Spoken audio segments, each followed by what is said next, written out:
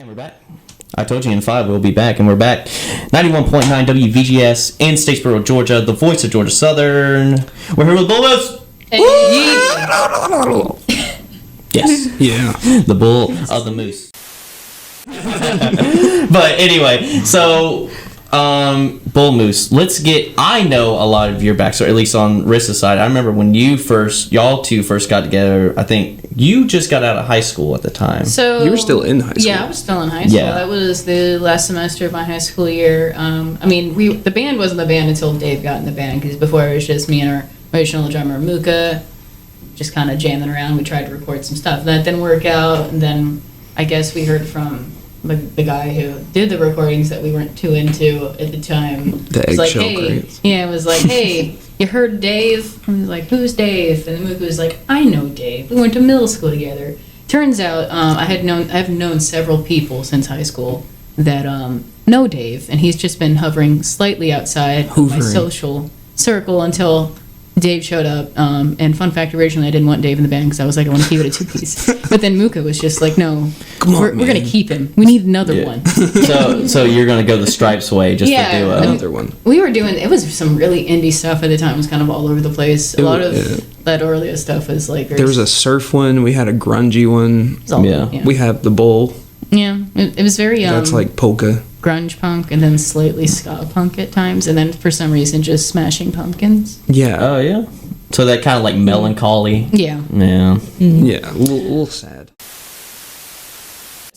Where did the name BULLMOOSE even come from? Because I might have known 5 years ago, but... Theodore Roosevelt. It's like, okay, so if I could go back in time, I would definitely change it, because I have some more interesting song names these days. I like the name. Okay, it's not the worst, but it's not the best. So I was like, we had... Before, like, even Dave showed up when Mook and I were doing this 2-piece thing, I had a friend of mine that I was doing, like, in middle school, I did these band camps with, so he was playing guitar.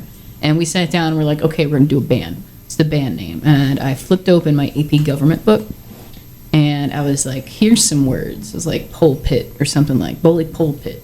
It's like the early, 1920s, or like my 1910s sort of like names. And I was like, BULLMOOSE. Other thing I don't remember making an option, and then we were just like the Moose one, and it's the party that Teddy Roosevelt ran under. Well, it was like the first like labeled progressive party. Yeah. Like Teddy Roosevelt was a cool guy, wasn't exactly the best guy, but he did. He was a guy. He was a guy. Not the worst politician. He carried a big stick, spoke softly. I can get behind Got that. shot and kept doing it. Yeah, he kept doing that. That's dedication.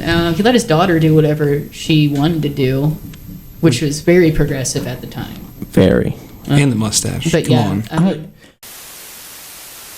on. Bands don't call themselves a genre. People put that on them.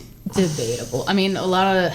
So, I'm going to start with the fact that we're a female-fronted band. We're often told to play Paramore. What? Yes. We're a female-fronted band? Yeah. Really?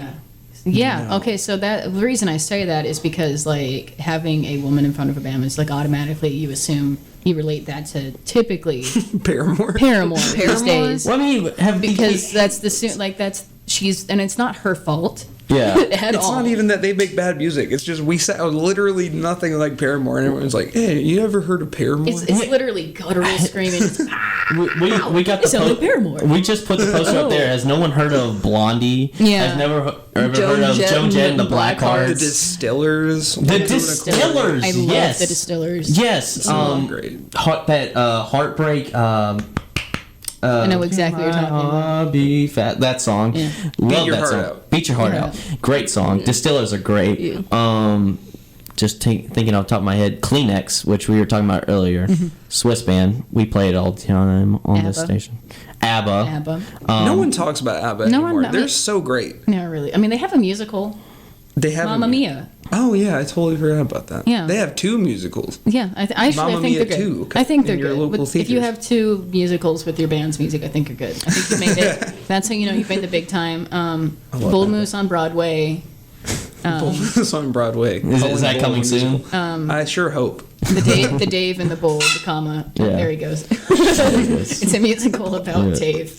trying to get to band practice on a Wednesday afternoon. Yeah. Oh Lord. But anyway, band genre. So like a lot of the time it's like but the reason again I said the whole female fronted thing is like there are expectations that people often have when they see a woman in a band like step on stage. It's just I'm gonna assume this and that. Same thing with like a person of color.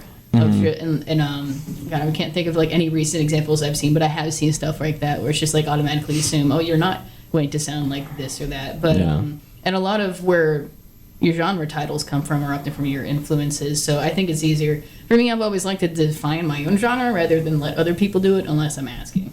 Yeah. Even if there are none. But talking about you guys, so what you're doing right now, like you said, you just released a new EP. Deadbeat, I feel like, and Tegan, please jump in on this. Yeah. Deadbeat, I couldn't think of it when we were talking on the phone the other day, but the first track, Deadbeat, wow.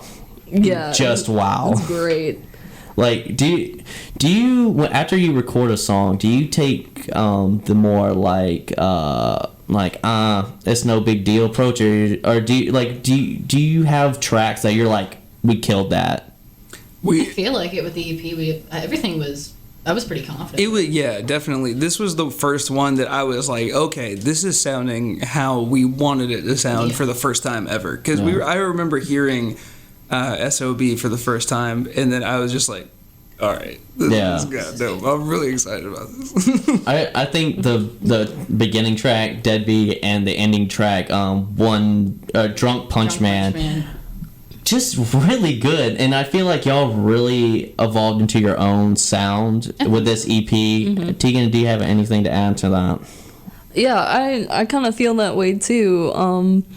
It really kind of like reminded me of like the grungy like punk stuff that you've been showing me. Like I haven't really gotten into punk until I met him, so like the Ramones I kind of like heard a little bit of it in high school, but like listened to more of it as I got into college. Who did you compare her sound vocally to the other day? And oh God, That's gonna kill me. No, it wasn't Haley Williams. Definitely Haley Williams. Oh yeah. Oh gosh, it's gonna kill me too. I don't think it was the distiller. I said the distillers. You said the Distillers. Yeah, Brody Dolly is like yeah, my hero. Love Brody Dolly. She's amazing. Shout out to Brody Dolly. Yeah, like they're just like, I forget what song it is, but she like goes into this big scream and then comes out singing in the same breath. Yeah. On key. How do you do it? Live. Yeah, that's another thing about punk. Just to do a side note, I don't feel like you have to have the best range to be a vocalist of punk. You just have to have a force behind what you're saying. I think you feel have like. to be honest with like what your voice is to be a punk singer. Just what you are, but loudly, and like you can't be a half. I can't say that word on radio. You can't do it halfway. You have to like put as much behind it as you physically can. Like that's what the whole like thing is. Well, like besides like the Ramones and stuff, they really did. They weren't like loud, but like OG like hardcore punk and hardcore. I'm a big fan of hardcore, but like just putting everything you have behind your performances is like a big influence for us. Like we really try and like push it whenever we go live. Like I try and sing as loud and scream as hard as I can. Yeah. I try and play down hard, fast, just as hard as we can, really. Yeah. Do you think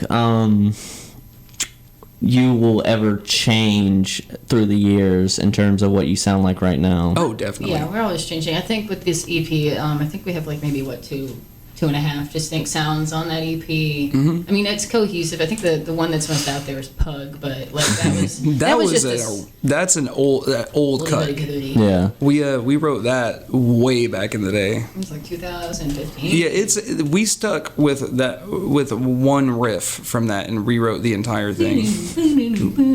No, that wasn't even the original one. It was Clocks by Coldplay?